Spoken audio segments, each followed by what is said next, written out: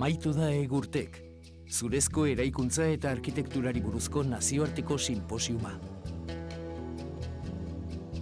Aurreko astean iragarri bezala, Egurteken helburuak batez ere bi dira. Zuraren alde onak ezagutaraztea eta profesionalen artean zuraren erabilera sustatzea, Europan erabiltzen diren punta-puntako teknologiak bultzatuz.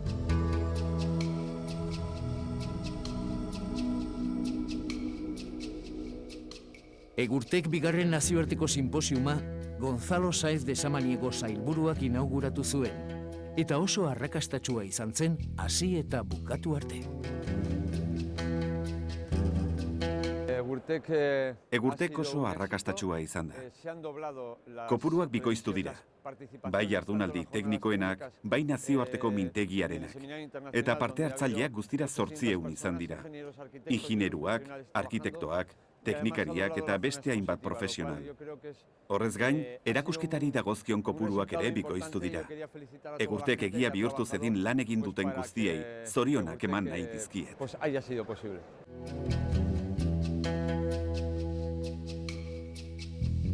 Zura, eraikuntzako oinarrizko elementu bilakatzen hasi da berriro. Eta hori agerian geratu zen, bai Egurtek sinposiumean antolatutako hitzaldietan, bai Construlan eraikuntza aretoan.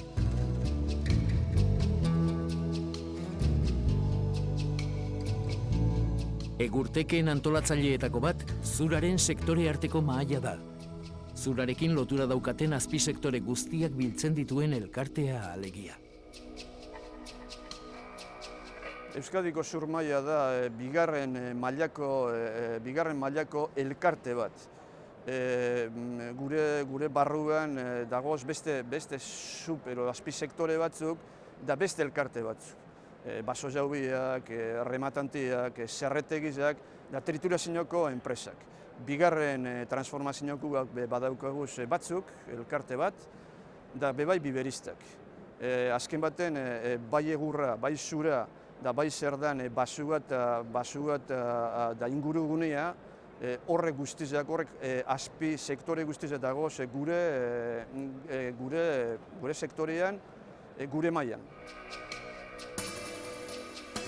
Maila handiko txostengileek hitz egin zuten mintzaldietan. Eta guztira, 800 arkitekto eta ingineruk hartu zuten parte. Egurtek honek daukoz atalbi bata izango litzateke sinposium bera, nazioarteko sinposium bat, da gero beste alde batetik izango litzateke esposaketa lekuan gunean bereziki degurren presen estan batzun elkartzea. Daukaguz hemen esposaketa gune honetan daukaguz 30 enpresatik gora. Ponentia dira ikaragarrizko ospetsuak diran arkitektura eta ingenieritza munduan. Adibidez izango litzake, adibide bat ipintzeko Richard Rogers, azkenengo Pritzker saria lortu da bena. Pritzker dakizu dana Nobel bat izatean modura, Nobel sari bat izatean modura arkitekturan. Paulo Cruz, Larsen Danamarkiarra, Mikel Landa, menguak, Borelberg lurraldeko esperientzi bat, eta bar, Parasol proiektoko arkitektuak, Mayer. Mikel Landa txostengileetako bat izan zen.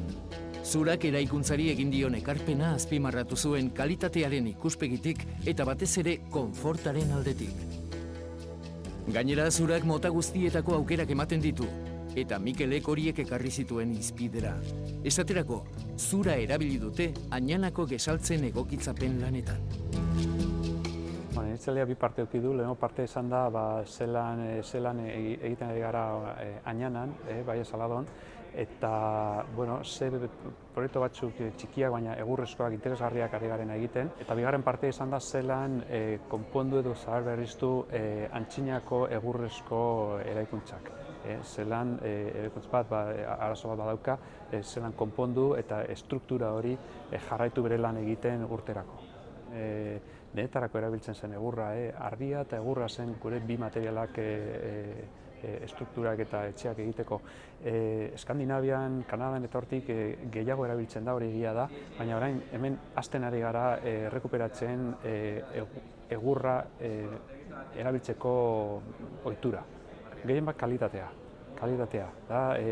Egurra da material bat ez hain ezaguna, baina oso ona lan egiteko estrukturalki eta konstruktiboki baita, ze ematen digu kalitate oso ona etxe biziak egiteko, baina baita estrukturak egiteko edo eraikuntza handiak egiteko. Euskadin zura asko erabili izan da eraikuntzan. Orain, gainbeherako urteak atzean utzita, garaibateko protagonismoa berreskuratzen hasia da. Hala ere, anglosajoi herrietan eta Europako iparralde eta erdialdean zuraren erabilerak mugitzen dituen kopuruetatik oraindik urrun gaude.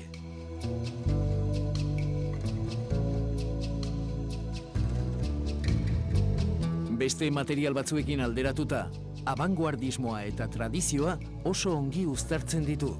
Eta hori da zuraren abantaila. Zura barik, egurra barik ezin uler daiteke gaur egunean eraikuntza. Da produktu bat tradizional alde batetik, eta gero beste bat oso abanguardikoa, asko erabiltzen dana, modernua, modan dagoen produktu bat, da gure ustez da produktu bat gaur egunen badinot ezin uler daiteke eraikuntza egur barik. Adibidez, ikusten duzu hemen, estanetan ikusten den ingenieritza, ikusten den eraikuntza, ikusten den produkzioa egurrian. Egurra dauko ezaugarri fisiko-mekaniko batzuk beste edozein produktok ezin da bezenak emon. Zutera resistentzia, piso gitxi, resistentzia eta flexibilitate handia, gero emoten ditu placer estetiko batzuk, da produktu bat gaur egunean ezinbestekoa. Estatu espainolian zerbait izan arren egur erabilperan, Europan, munduan, beste nazio batzuetan, Austria, Eskandinavia nazioetan, Estatu Batuetan eta bar, Kanadan, asko bekitxio erabiltzen dugu. Hondik daukogu esparro, sektore guztizak eta esparro guztizak daukogu zabalik oraindik. Etorkizuna ni pentsatzen dut egurrena izango dela. Egurteken erakusketa esparruan parte hartu zuten enpresek, baikor begiratzen diote etorkizunari.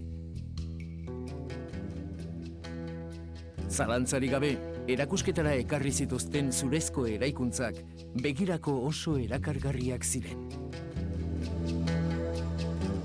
Zurak ero egurrak ikusten duzuen bezala gure estanean guretzat garrantzia handia daka. Ez bakarrik bigarren mailako material bat bezala eraikuntzan, baizik eta lehen mailako edo esan dezagun material protagonista bat bezala.